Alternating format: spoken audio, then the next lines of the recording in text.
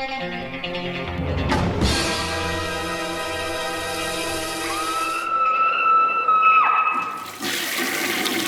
guys, what's up? It is week 365.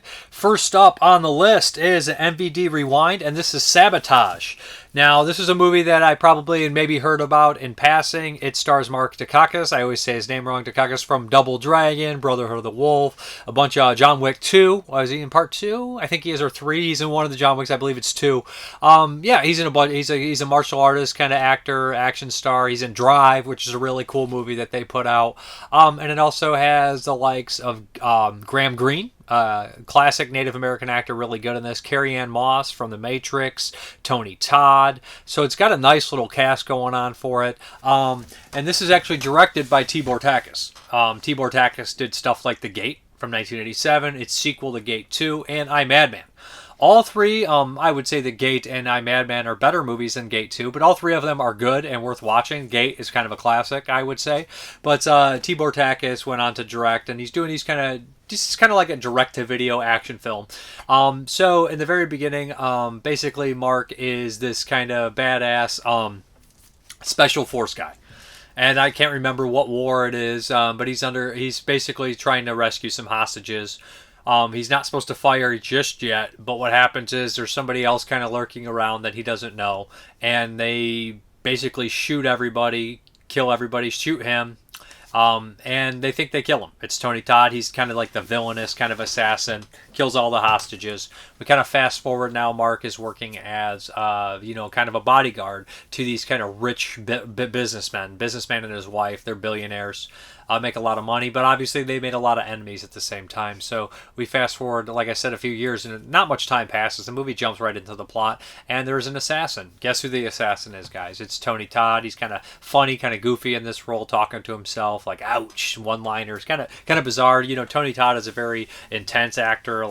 He gives you a lot. And he always gives a intense kind of performance. So what happens is Tony Todd kills the business guy, and that's when the police start getting involved. Carrie-Anne Moss, she's an agent, and another agent from the past comes in, Graham Greene. He used to be his commanding officer. So they all come in and start getting involved with this case, and come to find out, he realizes that there's some cover-ups. There's a bunch of people that are playing him, and he has to survive and help Carrie-Anne Moss survive as well.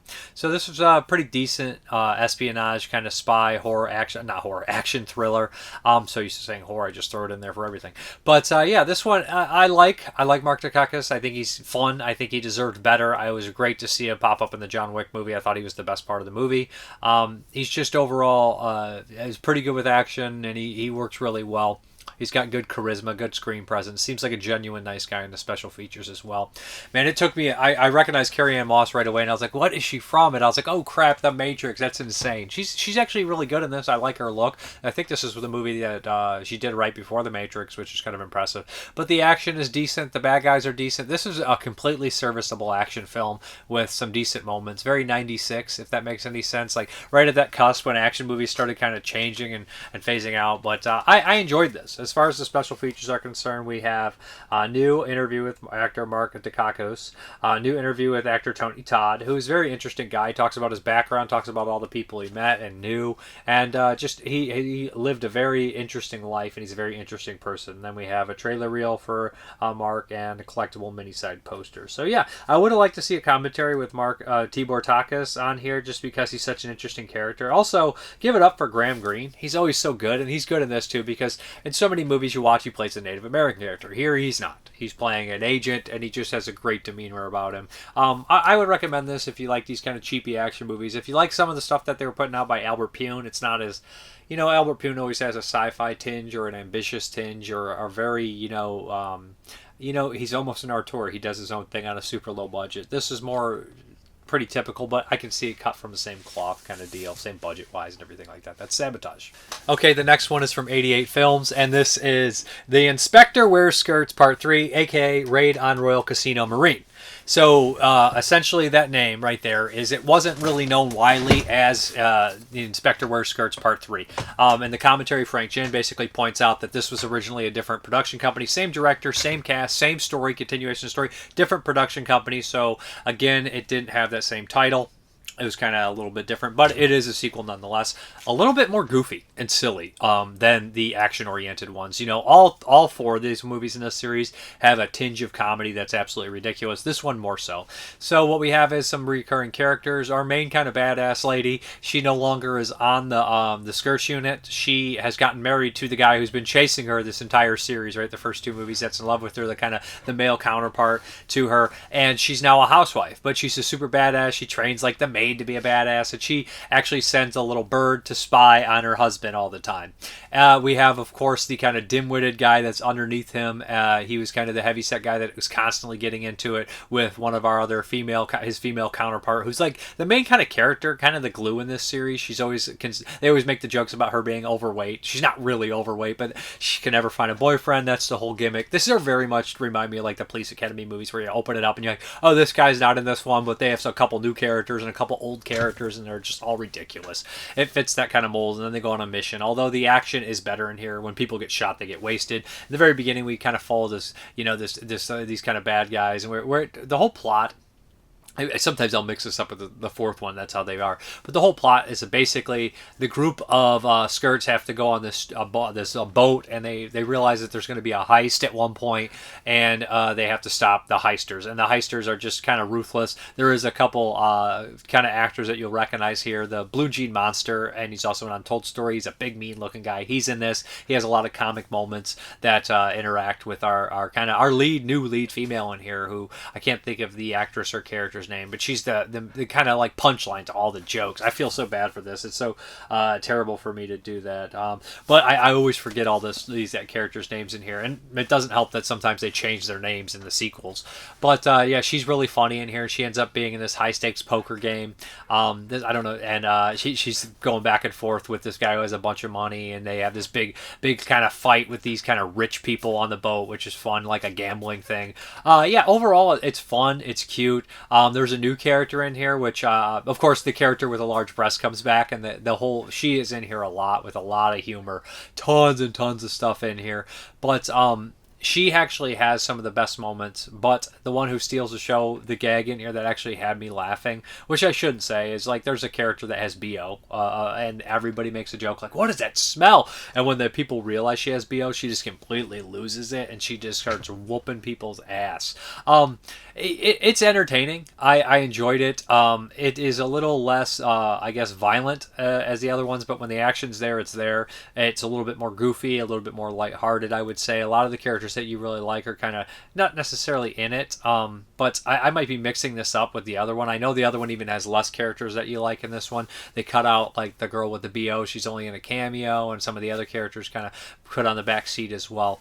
But yeah, this one is pretty decent. I enjoyed it. In fact, the more these go on, the more I actually start enjoying the sequels even more, and I appreciate the first one. So like, it's a series that I kind of had to get used to, but as it progresses, I'm like, I actually am enjoying these a lot more. Maybe it's because I know the characters and the kind of style of humor. It is directed by Wellson, who did all four. So as far as the special features, we have original Cantonese mono with English subtitles, audio commentary by Hong Kong film expert Frank Jin, deleted scene, Hong Kong trailer, reversible cover with new artwork by Sean Longmore, and original HK poster art. The deleted scene is essentially just a longer kind of how she gets invited to the gambling game. Yeah, so this is Inspector Wears Skirts 3, Raid on Royal Casino Marine. Okay, the Inspector Wears Skirts Part 4 is back with the original production company as the first two. And we kind of cut out some of the characters here. I think this one is actually a little better than the third one. I think the action's more intense. And yeah, so basically it follows a gang of bad guys, and the bad guys want to break out this guy's grandfather because he's like incarcerated. He has a lot of health problems. They're trying to break him out. There's a super violent beginning in a hospital. And the Skirts are just big failures this time. The two people leading the Skirts are kind of like newer members, if I'm not mistaken. They're not like they're not like from the first one. But they do bring back a couple of the other Skirts, although they kind of have to put the team back together. Some of them have kind of gotten backstories where they kind of have moved their lives on. Our lead character here, one of our lead characters from the whole series, like I said, the Glue, she has moved on. Now she's a security guard, and she has a kid, and she's taking care of this kid and everything like that. And our kind of goofy, dim-witted sidekick is also in here to the male skirts equivalent, and he is married to a wife, and there's this whole gimmick or this whole gag of his wife constantly chasing him around wherever he goes, and she's constantly getting more and more hurt, right? It's one of these kind of stupid things like, like the OJ gag in Naked Gun or something like that. But that's kind of a big part of the movie. As it goes on, the skirts have to realize who they are and kind of come together and do this amazing fight scene at the end. There's also these two kind of commanding officers that are going back at each other's throats. One has like the golden skirt who's on her own, who's like an amazing badass who always constantly makes the other skirts look stupid, and she's kind of like her own kind of secret deal. And then one is led by the skirts. There's always this kind of funny back and forth with them because one is English and one is Hong Kong, the commander, so they're always fighting and whatnot, and eventually they have some good moments here and there. It takes place in a school, a lot of the movies, so there's a lot of kids and a lot of goofiness, and there is a really gross shit gag at the very end of the movie. I think the bad guys are solid. I think the end fight scene is really good when we have a couple on one here. The main bad guy squares up with a couple of them.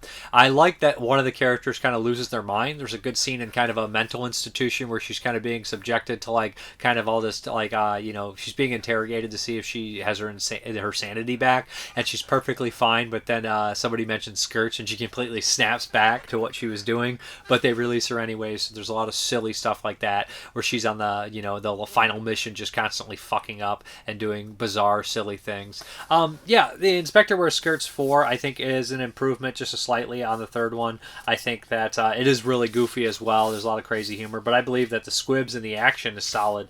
As far as the special features are concerned, we have the original music, original Cantonese mono with English subtitles, and we have an English dub here. We didn't have it on the third one.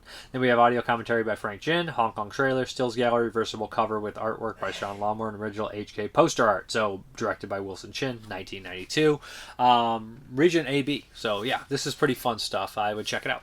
Okay, the next one here is from Mondo Macabro, and they originally released this in a limited 4K edition. This is Dr. Jekyll vs. the Werewolf, and this is part of the Vladimir Dzerzhinsky werewolf kind of series. I think there's technically 9 of those movies, all starring Paul Naschy, of course, where he plays the famous werewolf Vladimir Dzerzhinsky. So then they put a Blu-ray out. Now the Blu-ray has 2 versions on there. It has the original Spanish version, which is on here in 4K. This is out of print, so you can't get this anymore. And then it has the export version, which is 2 minutes longer, which has more nudity. This, of course, stars Paul Naschy, and, of course, a regular in here is Jack Taylor, who's in tons of Spanish films, horror films, all that kind of stuff. English actor that ended up, I think American actor that ended up in Spain making tons of these movies with Jess Franco and Paul Naschy and all these people. León Klimovsky directed this, who did, like, Dracula Saga and directed some other Paul Naschy stuff. This is 1972. I can't think where it fits in the series, but like I said, there's a lot of crazy, Paul Naschy werewolf movies, Assignment Terror, Fury of the Wolfman, what else is there? Night of the Werewolf. So all the ones I've seen have been pretty good to very, very good. They're just, this one's kind of crazy, right? So Naschy is a big horror fan, so he's always trying to play all the different monsters. This is relatively short, too, 86 minutes on the regular Spanish version, 88 on the export version. But, so essentially what happens is Naschy is always looking for a cure for his werewolf, his lycotrophy, which is very similar to Lon Chaney Jr. in the original Universal Monster movies, right? He's always looking for that cure. He doesn't want to be the werewolf. He wants his curse lifted. So, in the very beginning, we have this good scene where there's kind of these kind of rich people are talking. He's like, I killed this wolf here. And Jack Taylor says, maybe it wasn't always a wolf or something like that. And they bring it up, and he's an ancestor of Dr. Jekyll. And he believes in kind of the science behind Jekyll's whole plan of pulling out the evil and whatnot. The story. What is it? Robert Louis Stevens' book, which novella is. It's short. It's not super long. Good story, of course. I like that. I like Dr. Jekyll's stories. So I was like, are we gonna have Jack Taylor as Jekyll versus Paul Naschy as Dzerzhinsky? And that's not exactly what we get here. So what happens is we have this kind of gothic setting where one of the people goes back to their ancestral home, and wants to look at some graveyards. And in true Spanish horror fashion, we have them robbed, and somebody is killed. Nashi comes out and defends it, and this turns the whole town against Nashi because they all know he has this weird disease. He's a werewolf. He falls around with a witch and a leper, and they start to kill his friends and whatnot. And so this first chunk of this movie, like the first 30-40 minutes, is this. So we get this classic kind of gothic, paranoia, superstitious kind of werewolf small village story, all west versus east kind of mentality, old versus new. And what happens is we actually kind of move on from there. And he tells this woman who lost her husband, and she kind of loves him and he loves her, love interest for sure, that she knows somebody that can possibly help him. So they take him there, and he has this crazy werewolf scene where he comes out of an elevator and starts killing people. It's pretty fun. And we have him stalking the streets of London as the werewolf. But Jack Taylor has this idea, and he also has a helper who's incredibly jealous. So she double crosses him before Nashi can be cured of it. But the whole idea, what they're going to do to try to cure him of his werewolf disease, is insane and weird and crazy. His curse, I should say. And it's really funny. But we get to see, I mean, like, if you're talking out loud, I don't even want to explain it because that's part of the fun. But essentially what happens is he ends up being Mr. Hyde. And we see Nashi as this mean-spirited guy. And when Ed just goes around, stalking the streets, pushes this bum bagger in the water and drowns him, and just like, it's just a lot of crazy fun like that. And he's got the evil eyes. I mean, seeing Nashi as Mr. Hyde was pretty fun, pretty rewarding, very entertaining. And of course, eventually, he comes back as the werewolf, but even meaner, seemingly. And we have kind of a wrap-up on our story here. As far as the special features are concerned, we have a decent amount here. We have a Paul Nashi on Dr. Jekyll interview with Sergio Molina, Jack Taylor, Testigo del Fantastico, directed by Diego Lopez Fernandez, Jack Taylor on Fantater, filmmaker Victor Montello on the career of director León Klimovsky, English-Spanish language choice with optional English subtitles, original Spanish and extended export versions of the feature audio commentary from the Nashi cast, which I really like. And then we have a sleeve featuring new artwork by Justin Coffey. I like Nashi cast. If you ever haven't listened to their podcast, highly recommended. They go through the history and all the actors in here, talk about their careers, talk about how many times they work with Nashi. So they're really good on Spanish horror and Paul Nashi films in general. This is a good release. Looks great on 4K. I was kind of impressed. It doesn't have like the big Dolby Atmos. Of course it wouldn't. And it doesn't have HDR, but it looked really good. I was really impressed with how it looked. On the Blu-ray looks solid as well. But yeah, this is a really fun werewolf movie. Never thought I'd see this. I actually love that cover art. That's a really good cover art there. And I'm not going to show you the inside of this because it's got a bunch of nudity on there. But yeah, I would recommend Dr. Jekyll vs. the Werewolf. Good stuff. 1972 Paul Nashi werewolf flick directed by León Klimovsky. We're going to hop into those 1982 movies.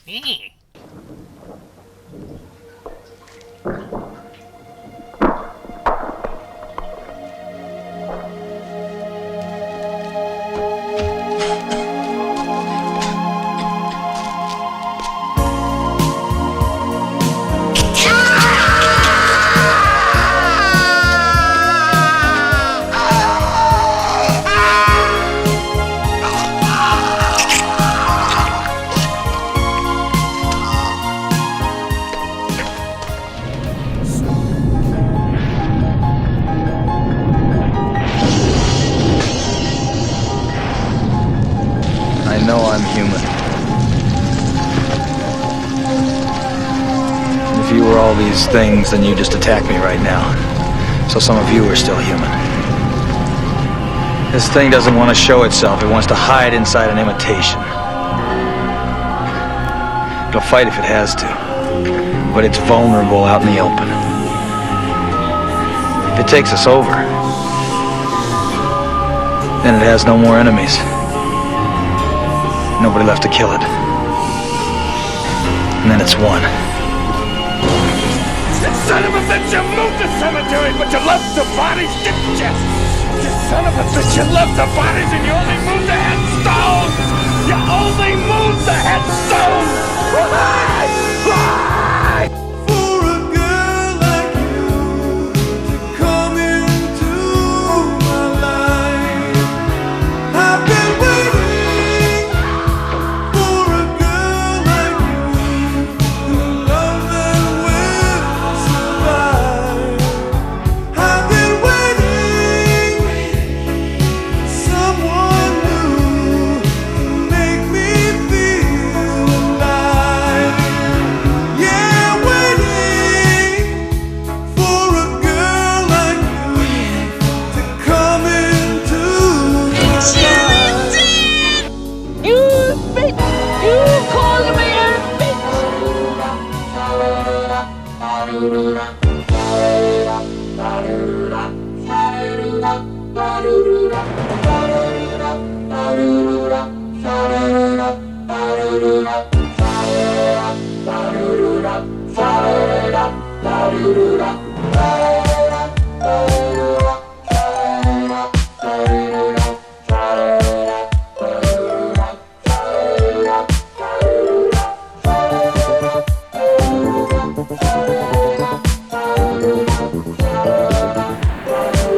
What's in the basket?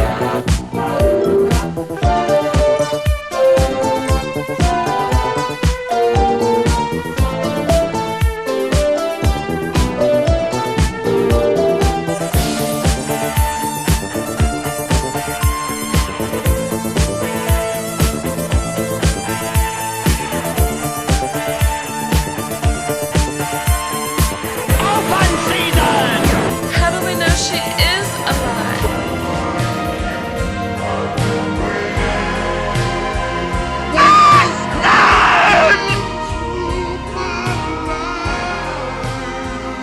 Let's say, please stop it. There's no more time.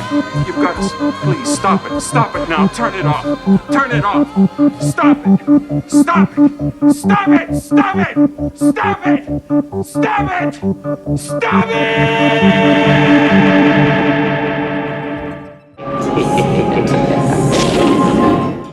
All right, first up, speaking of Spanish horror films and Spanish directors, we have one by Jess Franco from 1982, Mansion of the Living Dead. This is a Severn Films release, and this was a first time watch for me. I'd heard some pretty decent things about this one. I put it in, and it's like, okay, I can get behind this one right away. So we have 4 beautiful girls that are going to go on vacation. They got it from a travel agency, according to them. So essentially what happens is they show up at this abandoned hotel, and Antonio Mayans is running the place. Lena Romay, of course, a longtime muse of Jess Franco, is one of the 4 women. And what happens is the place is completely deserted. Strange things happen. It's a beautiful location, which Jess Franco was infamous at getting a beautiful location and beautiful people. I mean, if you have beautiful people, you have beautiful location. You have to do less special effects. You know, he's smart. Less on Franco if he does that. But what happens is they realize something's wrong pretty soon. All 4 of them are separated in rooms, 2 of them to this room, 2 of them to that room. In the resort, they're completely far away from each other. I love this right away because right when they get in the rooms, they're like, oh, I'm glad I'm with you. I don't want to be with one of those prudes. And they start making out, and the other couple does the same thing. And you're just like, okay, I'm fine with this. Tons of nudity. There's sunbathing. At one point, somebody throws a butcher knife or a dagger or something from one of the, the balconies after them when they're sunbathing, and it lands right next to them. You're like, this is not good. There is a crazy fucking scene in here where there's a girl who's being tied down and tortured in a room, and she's kind of like food kept away from her, and what happens is she kind of has an interaction with one of the girls, Lena Romay, and you're just like, what is wrong? This is not on planet Earth. Nobody's acting like they're on planet Earth. It's very entertaining, very bizarre, but it turns out that these people are kind of like the Mansion of the Living Dead. There's this kind of weird cult that's a religious cult. And are they dead? Are they zombies? Are they ghosts? Are they blind dead? I don't know. But Antonio Mayans is running the hotel. He's clearly guilty. He's clearly weird. He's clearly a part of this cult. But the girls start to disappear one by one until they start to go there. And they are raped. It's very rapey. Everybody gets raped by these zombies? Question mark. It's like necrophiles before necrophiles, right? Overall, this has got pretty solid atmosphere. It's got beautiful women. The rape stuff is unpleasant, as it always is, but it's in the movie, and it's not the most gratuitous rape scene I've ever seen. It is kind of like a little bit more extreme than I expected, I think, because you're just like, oh shit. Not that Franco is scared of extreme movies. He had the prison movie from last year, the woman kind of prison movie, Sadomania, and he has tons of crazy shit in his films. But Mansion of the Living Dead, this is a pretty good one. Yeah, that's right. Somebody says fucking insane. One of Jess's better 80s efforts in a Franco film, through and through. As far as the special features, we have Jess Franco, Heretic, interview with Stephen Thrower, author of Flowers of Perversion, the delirious cinema of Jess Franco. That's like 30 minutes he talks about it. And then we have Mansion that Jess built, interviews with director Jess Franco and star Lena Romay. So I would recommend checking this one out, especially if you are a fan of Franco. This is a good one. If you're a fan of kind of weird, off-the-cuff zombie movies, this is another one that you should check out, Mansion of the Living Dead. Now, don't immediately think you're going to get Tombs of the Blind Dead, or you're going to get Let Sleeping Corpses Lie, or some other kind of Spanish Euro horror zombie film, because it's not like that. It's very Jess Franco. So know what you get into. Looks good, sounds good, only in Spanish with English subtitles, of course. Boy, oh boy. So last year I watched Night of Horror, and I was like, that was rough, man. That was really rough. One of the worst movies in 1981. So now we're getting into 1982. And this same group of filmmakers, same director, made another one, kind of a semi-remake of their first film, Curse of the Screaming Dead. Now, Lloyd Kaufman, I read somewhere, said this is one of the top 5 worst movies he ever distributed. I don't know about all that. But it is an improvement on Night of Horror. I think the music is better. I think that the story is better. I think the gore is better. Everything's an improvement, to be honest. That's not saying much. I mean, Night of Horror was ultra low budget, the exposition, the reshoots. Night of Horror is also included on this disc, remastered and everything, because the movies always look like dog shit. So there we go. We get 2 for 1, both directed by him. Regional horror films through and fucking through. But first and foremost, so Curse of the Screaming Dead follows the story of, is it 5 people that go on vacation? I think it is maybe 5. We have 2 friends, then their girlfriends, and then one of the girlfriend's sisters who is blind. Isn't it? I think that actually the blind girl is dating one of them, and she is actually... No, there's actually 6. There's actually 3 couples. Sorry about that. So there's actually a blind Japanese girl as well. There's 2 Japanese girls. So they go out, and they're kind of just talking, and everybody in here is kind of a dickhead. For the most part, a lot of the guys are. They're weird. Their dialogue is strange. And a lot of the dialogue that happens after they realize they're zombies is so stupid. People are like, they're just playing a prank on us. It's like, no, they're not. Are you stupid? And it's just like so unrealistic and so not alarmed. They'd be like, you fucking idiot, I shot that guy 6 times. What do you think these kids are running around dressed like? It's just like so non-realistic, so not natural. And I'm not trying to bag on the actors because it's a low-budget movie and they're probably sure they didn't have much means to anything. And they kind of basically say that the director was kind of a hippie at the time and whatnot. And in the interviews, the composer of Curse of the Screaming Dead, he's like, he was an old hippie, like all my old friends. And that's pretty funny. But the movie, like I said, is an improvement on Night of Horror. It's not too much. What happens is they kind of visit this Confederate cemetery and somebody takes something from there. This pisses off the dead, and they come back and they start attacking them and kicking them off. There is a gut munching scene that goes on a long time. Lots of gut eating. Some of the zombies are in flannels. Don't ask. I don't know. I don't care. Some of the zombies are very much wearing masks, and they kind of do the thing where they have 1-2 masks or molds, and then they kind of alter the mask and everything like that. I can understand. That's a low-budget movie. But this movie's, like, it's very repetitive at times. The pacing isn't great. It's all around just not a particularly good movie. And I'm not trying to be completely rude or anything. The story behind the movie is better than the movie, if that makes any sense. And there's 3 discs on here, which is really cool. There's 2 discs. So what we have here is special features. Blu-ray disc contains the 89-minute feature presentation of Curse of the Screaming Dead, along with the 73-minute feature Night of Horror, both new remastered in 2K from 16 camera reversals and following sound option mono soundtracks, commentary tracks with producer, director, editor Tony Malanowski and actor Steve Sandherler. Blu-ray Disc 2 contains the following special features. Scream On, the making of the Curse of the Screaming Dead, 50 minutes. I watched that. That was good stuff. Documentary featuring interviews with producer, director, editor, and actors Steven Sandcooler, Rebecca Bach, and Chris Gummer. Bart Mixton, the man behind the mask, an interview with special effects makeup artist Bart Mixton. He went on to do a bunch of other things. I believe the score of The Screaming Dead, feature with the composer Charlie Burnett and recording engineer Jim Crenda. One of the guys who did the score is absolutely fucking hilarious. I love that guy. He's like, it's not good, is it? He's like, it's not very good. And Oh, What a Night of Horror, 43 documentary on making of Night of Horror, featuring interviews with the same people pretty much. A Morning After a Night of Horror, the unmade making of, an interview, 20 minutes, of Night of Horror fans Rosie Nakamura and Autumn Nakamura Neal. I Put a Spell on You, 29 minutes. Nightmare USA, author Stephen Thrower, Night of Horror and Curse of the Screaming Dead. Outtakes, Curse of the Screaming Dead, original video trailer under the title Curse of the Cannibal Confederates. So there's so much on this disc. Like I said, movies aren't great. Special features are great. So if you're a fan of like 80s horror, history horror, or if you like these movies, pick up the disc. I mean, they're not going to look better. These movies are not getting a better release than this, guaranteed. Okay, next up is from director William Fruit. He did one from 1980, of course, Funeral Home. He also did stuff like Death Weekend, Spasms from next year. He did Blue Monkey, and what is the one I'm missing? Killer Party. So this one is Trapped. This might have been the only horror film I had not watched by William Fruit, a.k.a. Baker County, USA. It's a classic Hicksploitation movie. I love Hicksploitation. It's got Henry Silva in here as the main baddie. It also has a couple familiar faces from Cannibal Apocalypse. The lead biker is in here, and the police chief. So I recognized them both right away. Was excited to see them, as I'm a huge fan of Cannibal Apocalypse. And the biker guy is definitely a stuntman. He's pretty good in this. So essentially what happens is Henry Silva is an overall piece of garbage. And we have a kind of a guy from the city surveying some stuff. He sleeps with Henry Silva's his wife, even though he's out there cheating on his wife as well with somebody. So he wants to tar and feather this guy. He says it's part of the law in this place. He beats him to shit, and they're torturing him.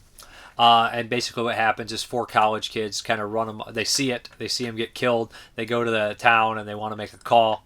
They're not going to do it. Son, get out of here. You didn't see nothing. He won't listen. They end up having to deal with Henry Silva, and it gets constantly escalates more and more and more until Henry Silva wants to kill them all. And we have a kind of a pit of survival. Now you think, is this going to be the whole village versus them, the whole group of them, like Hunter's Blood? Not necessarily. We have kind of a divide within the community, which makes it a little bit more realistic. We kind of have just major 2 baddies kind of coming after them, and we have this kind of weird tribalism within the town that even they can turn on their own when things aren't right.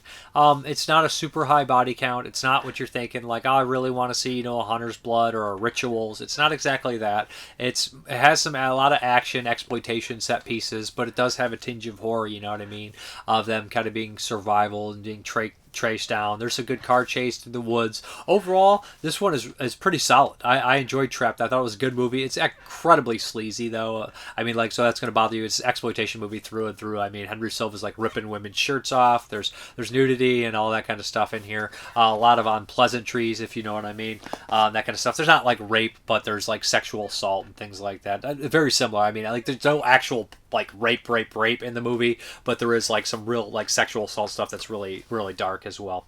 As far as the special features, we only have a brand new 2015 HD master from the IP, original trailer, and watch this in Katrina's bucket list theater mode. So yeah, this is a Canadian and United States co-production. Enjoyed Trapped. Good stuff. Baker County, USA. Okay, I guess you all better get your pervert cards out. So this is the first Nakatsu from 82 I'm watching. This is female teacher in front of the students. And we kind of continue that whole kind of rape thing, except it's less rope fetishy from 1981. There's tons of these rope fetish ones. This is from the Nakatsu Impulse line. And I actually really like this line, as I am a monster of a person. This is 72 minutes. It's relatively short. But, man, this one's dark. If you start looking into the psychology of it, you're like, this is fucking dark. Okay. So we have kind of a prude, proper, very nice teacher. The students they like her. They give her a hard time, that kind of deal, right? She sticks up for this nerdy student, and she gets basically a student kicked out, out of the tennis team. She's showering one day after work, and a masked person comes in, and they rape her. And it's awful, and she's going about her day afterwards trying to survive without the next couple days, and there's a couple suspects. You really don't know who it is. Is it the kids from school? Is it her friend's boyfriend? Who could it be? You know what I mean? So what happens is there's a crazy remark that her friend makes when they're just sitting there. It's like, hey, it kind of would be fun to be raped. Everybody has that fantasy. And she's just like, she does have one little clue. The person left a piece of a jigsaw puzzle. So throughout the movie, she's trying to figure out who does jigsaw puzzles, what's missing from there. But what happens is she kind of confronts one of the students, and he kind of is a leader of a small group of thugs, a gang. He's a rich kid, and he's just awful. And what happens is he takes her, kidnaps her, and him and his girlfriend proceed to rape her several times. And towards the end, she starts to seemingly they portray it as enjoyment for her, which is really fucked up. It gets worse there. It's like if Miss 45, she even had a worse day. She confronts somebody else, and of course, non-consensual shit happens again. And by the end of the movie, there's a reveal, and by then you kind of figure out that has to be the reveal. But how she acts and what she says, and just the way it's kind of bringing a point, this whole idea, the psychology, you're just like, that's really dark, that's really fucked up. I don't want to spoil it, but you get the idea that she believes something a little differently now, or possibly this movie's trying to push that forward. But it is these kind of rape, fetish, fantasy, crazy movies that Japan has, a huge taste for. And there's tons of them in the Nakatsu line. But it is interesting watching this. I think the lead actress's performance is really solid. There's plenty of nudity in here, I know. Shower stuff, and then the rape stuff, and other nudity as well. Of course, the pubes and everything are pixelated, but there's a lot of, sex, most of it unconsensual. But, it's a pretty crazy, bizarre movie. The runtime's pretty quick. There's just a lot of stuff happening to this poor girl. But I thought this one was pretty good. Female teacher in front of the students. And female teacher is kind of like a, one of their kind of like, I guess, series. Kind of like, what is it? Zoom up or zoom back or zoom in and zoom up and those. And then we have female teacher, and there's a slew of those as well. So, yeah. All right, we're going to get into the Patreon pick. And this one is picked by Dustin B. And he picked New Daughter from 2009. This stars Kevin fucking Costner. And it also has Noah Taylor. I noticed him from Red, White, and Blue. But, Kevin Costner, he has, a reputation among a lot for being real stale, real plain. But this one, I actually thought he was really solid in it. I thought he was cast well, and I thought he did a really good job. So we have a very generic story here. I guess plot structure, very catalyst, whatever plot device. So Kevin Costner is a recently divorced dad, and he has 2 kids to take care of. So he takes the kids. He's a writer, of course, so why wouldn't he be? And he takes the kids out to a giant mansion that they just bought kind of in the South, I believe it is. It's isolated, but he must have got a hell of a deal because this thing's got a weird history to it. So what Kevin Costner does is he moves in. His daughter is, right at that age to start going through puberty and everything, and his son is a little younger, and so he's a struggling father he's a divorced father with 2 kids. Right away, the daughter starts to act a little strange. They notice this kind of ancient Native American burial ground on the property. So they're like, that's strange, that's bizarre. And the daughter becomes infatuated with it. He starts to dig into the town's past. He notices that a couple people start to give him some hints that this place isn't kosher, isn't great. He at one point meets James Gammon, who's a classic character actor and stuff like Silver Bullet and other movies, westerns and everything. He pops up in here for some exposition, some background on the story. And as it progresses, you think this movie's going to be pretty typical, pretty, spooky and whatnot, but it gets dark, it gets violent, and people start to die, and you're like, oh, this movie's not going to pull its punches. It's going to get pretty dark.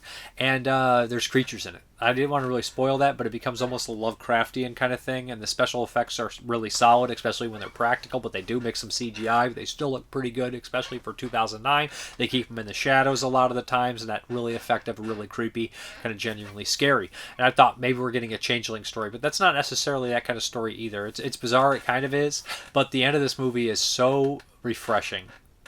As by the numbers as the plot device was in the very beginning, the end of it is refreshing. I thought New Daughter was pretty good. I recommend it. I thought Kevin Costner was well cast. Maybe a little long for what it is, but I think it's well worth your time. It's The New Daughter from 2009. Ken Coakley, this is regarding To Hell with the Devil. John Woo's early films were martial arts films, but he did comedy called Riches to Rags. He directed Hand to Death starring Jackie Chan. Yeah, I covered Hand to Death here. From what I've been told, my friends from Hong Kong, the film industry was specialized. Jackie Chan and Stephen Chow were comedy actors. Jet Li was obviously a martial arts film star because he was a competitive martial arts on the Chinese Olympic team in the early 80s. Chow Yun-fat became an action star. Tony León, Carfei, did melodramas, but they all, except Jet Li, started out doing different genres until they found their niche. Stephen Chow started out hosting a children's TV show. After that was done, he did various genres. He worked with John Woo on Just Heroes, in which Chow played a bodyguard for a crime boss who blames the star Danny Lee of murdering the crime boss. He did a drama called Triad Story, in which he plays the son of a triad who wants to go straight after being released from prison. Those 2 films were his best acting jobs, but comedy ended up being his genre. He started using universal themes to his comedy because he wanted to make it to the U.S. Chow Yun-fat started acting in the 70s and early 80s. He was a talk show host like Oprah. He later did a TV show playing a gangster in Shanghai in the 30s. That got him his breakout role in A Better Tomorrow. He only played a supporting role, but there were posters released of him lighting a cigarette with a $100 bill, which he does in the beginning. I remember dying to see the movie based on that image and was disappointed when I saw it. I love it now because it grew on me. A friend of mine was a fellow Hong Kong cinephile, took others friends to see Treasure Hunt to introduce them to Hong Kong cinema. The title was badass, but the movie, not so much. I do have a question. Where do you buy the mom and pop video store Blu-ray? I bought it from the Vinegar Syndrome website. I love documentaries about video collecting, and people interviewing these docs are use revisionist history, talking about how they go to the video store was a social event, as if I drove my DeLorean to Blockbuster and moonwalked my way in. No shit. Literally, I would just ride my bike up there every other day and grab a movie. Or my mom would drop me off or pick me up and be like, let's go, hurry up, hurry up. It was not anything special. It was a very much a part of everyday life, the video store, for a lot of people, honestly. It wasn't a special event. I know some people think it was, but for me it wasn't. It was very typical, very much. Now, maybe in the very, very, very bare beginning or something like that, but running a new release could be a special, but for the most part, it was pretty typical. South Park Rocker, happy anniversary to an always great channel. Thank you. Smudge. My 1982 list had 9 of the 10 movies on the final points list. The only difference is I had one Dark Knight instead of Pieces. Not sure if this means I'm a normie or that I have good taste. Maybe both. I mean, the list, I think there honestly is like a clear cut. A lot of the good movies are from this, from 82. I think it's kind of obvious. My list is kind of obvious too. And he says, need to watch Next of Kin. Nick Moole from Belgium. Discovering everybody's 1982 list is so informative, especially the further down said list you go. It shines a different light on features you thought you knew. I'll be rewatching some 1982 movies for sure. I also can't believe it's been 7 years already. Time does fly when we enjoy ourselves, yes. Here's to the next 7 years of Mrparka's reviews. May the be equal parts enjoyable and informative. Thank you. Questions. If you were making an 80s nostalgia horror movie, now what would it look like? I definitely wouldn't shoot out to make an 80s nostalgia horror movie because when you try to do that, it's just going to come across forced. But I would use film. I would want it on film. And I probably would either do a period piece slasher because that's very 80s, or I would just make, a Lovecraftian thing. That was probably the only things I would go for if I had a serious budget, or a horror comedy because I am a goofy son of a bitch. Did you see any of John Swab's other films prior to watching Candyland? I only saw Body Brokers based on the director's own struggles with substance abuse and treatment facilities. A tough watch to be sure. I have not. I'll have to check those out. I think I might be around to the point you made about Larry Fessenden being a better actor. I think I might come around to the point you made about Larry Fessenden being a better actor than filmmaker. Having recently watched Blackout, the film is well acted, the special effects are pretty darn good, but the message is a bit on the nose if I'm being honest. Till next week, take it easy. Thank you. I just think Fessenden's an excellent actor, and I think he's an interesting director. Bad Brains. I must have to rewatch The Thing. With that music, it makes it totally different. Keep up the great work. Thank you. Any replies? Hey, Daves, congrats on 7 years. I loved Action Mutante, Day of the Beast, and especially Perdita Durango. Want to pick up Witchin' and Bitchin', The Last Circus, and The Slasher he directed. Great reviews as always. Yeah, Alex de la Iglesia is excellent. Nathan Merritt, congrats on 7 years. I've been only watching for 4 or 5 months, but I love your videos. I have been deep diving all your older ones too. I hope you keep going every Tuesday for many years. Thank you. I appreciate it. Derek Domino, happy anniversary to one of the best reviewers on YouTube. Thank you. Then we have Undrank Lovesda for Loco. There we go. Happy anniversary, Mrparka. I found and stopped watching so many channels since I found yours many, many years ago. But I have no plans of ever stop watching yours uploads. I really appreciate all the videos you made over the years. Thank you very much. Moods. Yup. Shit changes on Internet Movie Database. When we recorded the 82 show on 22 shots, Butcher Baker Nightmare Maker was 82. Even had it on my list. It was for sure 82 back then. Stephen Hyde, happy anniversary. Thank you. Quinn25, happy anniversary, sir. Wishing our channel many more. Hopefully. Thank you very much. It is all our channels, for sure. And Way Up Dude gives me a thumbs up and a heart. Thank you. I appreciate it all, guys. I really do. I'm going to keep doing it until I just really don't want to do it, which probably won't happen. Or I'm dead. So, whichever comes first. Yeah. We're out of here, guys. I don't have any update. I bought too much stuff lately, so I had to take a little back. So there we go. Not take it back, but not as much this week. So yeah. All right, guys. Thank you very much for watching, and as always, have a good one.